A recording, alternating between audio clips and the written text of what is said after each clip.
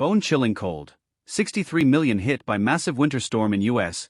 2 states declare emergency. Snow and ice blanketed major roadways in nearly all of Kansas, western Nebraska and parts of Indiana. The storm is forecast to move into the Ohio Valley. A blast of snow, ice, wind and plunging temperatures stirred up dangerous travel conditions in parts of the central U.S. on Sunday, as a disruptive winter storm brought the possibility of the heaviest snowfall in a decade to some areas. Snow and ice blanketed major roadways in nearly all of Kansas, western Nebraska and parts of Indiana, where the state's National Guard was activated to help any motorists who were stuck. At least 8 inches of snow were expected, particularly north of Interstate 70, as the National Weather Service issued winter storm warnings for Kansas and Missouri, where blizzard conditions brought wind gusts of up to 45 miles per hour, 72.42 kilometers per hour. The warning extended to New Jersey for Monday and into early Tuesday. For locations in this region that receive the highest snow totals, it may be the heaviest snowfall in at least a decade, the Weather Service said early Sunday. About 63 million people in the U.S. were under some kind of winter weather advisory, watch or warning on Sunday, according to Bob Aravik with the National Weather Service. Gary Wright wore a parka as he chipped away at a thick coating of ice on his SUV Sunday in a slippery apartment parking lot in mid-Missouri.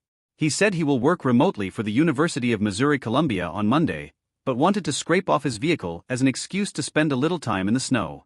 He's also in the market for boots for his 2 older dogs, who won't budge at all when their paws hit the cold ground. The polar vortex of ultra-cold air usually spins around the North Pole.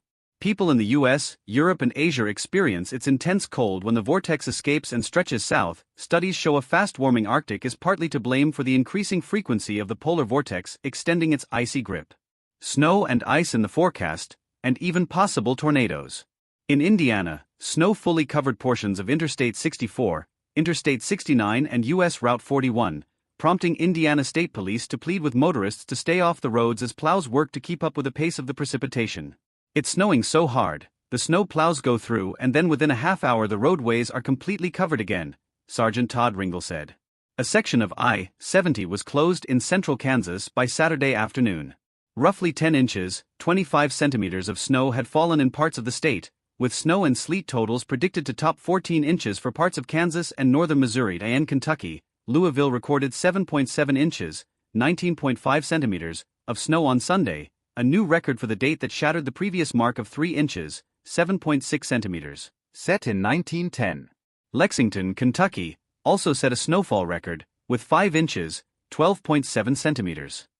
Parts of upstate New York saw 3 feet, 0.9 meters, or more of snow from a lake effect event expected to last until late Sunday afternoon. The storm was forecast to move into the Ohio Valley and reach the mid-Atlantic states later Sunday and into Monday, with a hard freeze expected as far south as Florida. Damaging winds brought down trees across the deep south. The Weather Service issued tornado warnings Sunday in Arkansas, Louisiana and Mississippi. The Weather Service warned that road travel could be very difficult to impossible. By Sunday, hundreds of car accidents had been reported in Virginia, Indiana, Kansas and Kentucky, where a state trooper was treated for non-life-threatening injuries after his patrol car was hit on Interstate 65. At least 600 motorists were stranded in Missouri, that state's highway patrol said. Highways in northeastern Kansas were closed due to impassable conditions, according to the state's transportation department. The closures included roughly 220 miles, 354 kilometers, of the state's main artery, Interstate 70, from the Missouri border into central Kansas. Kentucky government. Andy Beshear, who declared a state emergency ahead of the storm, said state buildings would be closed Monday. We see far too many wrecks out there for people that do not have to be on the roads, so I want to ask, stay inside. Stay safe with your family, the governor said. Virginia State Police reported at least 135 crashes as the storm entered the state Sunday. A handful of injuries were reported, but no fatalities. Air and rail travel also snarled. The storms also caused havoc for the nation's railways, leading to numerous cancellations. More than 20 cancellations were planned on Sunday, 40 for Monday and at least 2 for Tuesday. If local authorities are telling people not to travel, it's counterintuitive to try to run a full slate of services when people are being told to stay home, Amtrak spokesperson Mark Malieri said. The Midwest was hit especially hard. A train between Chicago and New York and several regional trains between Chicago and St. Louis were among those canceled Sunday. Nearly 200 flights in and out of St. Louis Lambert International Airport were canceled, according to tracking platform FlightAware. the northeastern states are more likely to experience several days of cold following what has mostly been a mild start to winter, said John Palmer, a meteorologist with the National Weather Service in Gray, Maine. A plume of cold air coming down from Canada is likely to result in a cold but dry week, he said.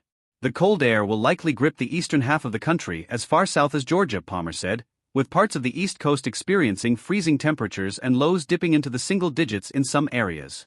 Wind might also pick up as the week gets going, making for potentially dangerous conditions for people exposed to the elements for long periods of time, Palmer said. The National Weather Service predicted 8 to 12 inches, about 20 to 30 centimeters, of snow for the Annapolis, Maryland area, with temperatures remaining below freezing throughout the weekend.